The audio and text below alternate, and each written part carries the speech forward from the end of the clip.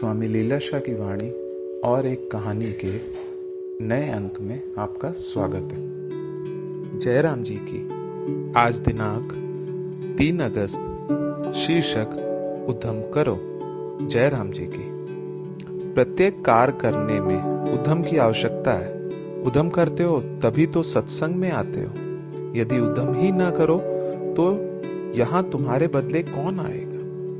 किंतु सत्संग को बिल्कुल साधारण समय देते हो। खाना पीना नहाना आदि अन्य अनेक कार्य वे आवश्यक समझे जाते हैं, लेकिन हम सत्संग को साधारण चीज समझते हैं। यदि अमूल्य समझते हो तो अवश्य उसके लिए अधिक उद्यम करते। बालक ने निश्चय किया कि वो अवश्य उत्तीर्ण होगा, तो फिर देखो वह कैसे न नींद त्याग कर उद्यम करके सफलता प्राप्त करता है। जयराम जी की। आगे कदम बढ़ाओ और कमर कस लो। समाज का भला करो। धर्म का बड़ा अंग है सत्य। जयराम जी की।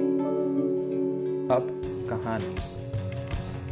कहानी मेहनत का खेत। एक गांव में सेवक राम नाम का एक मजदूर रहता था, जो दिन में रतन सेठ के खेत में मजदूरी करता था और शाम को बाजार में सब्जी बेचता था।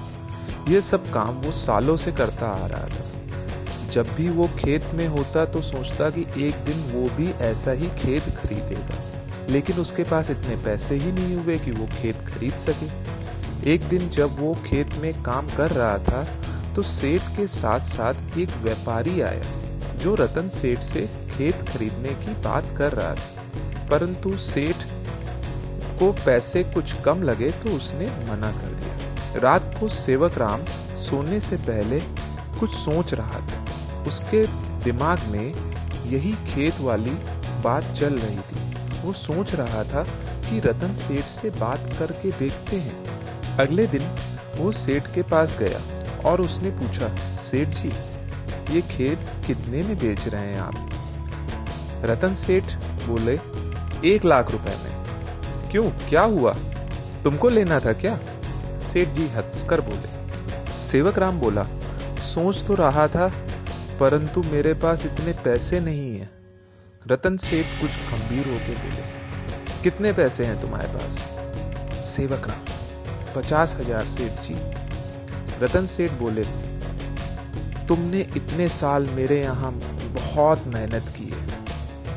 मैं तुम्हारे मेहनत से खुश हूँ, पर कम से कम 70,000 तो बनते ही हैं इस खेत के। सेवक राम बोला, साहब अभी 50,000 रुपए रख लो, 20,000 रुपए हम आपको धीमे धीमे दे देंगे। सेठ को सेवक राम पर विश्वास था। सेठ रतन ने हाँ कर दिया। सेवक राम सुबह और जल्दी उठने लगा और सुबह और शाम दोनों समय बाजार में जाके सब्जी बेचने लगा और पूरा दिन खेत पे काम करता। इस तरह उसने सारे खर्च के बाद 22,000 रुपए बचा लिए। 20,000 रुपए सेठ को दिए, 2,000 के बीज ले आया आगे की फसल के लिए। धीरे धीरे सेवक राम ने और भी खेत ले लिए और खुशहाल जीवन जीने लगा।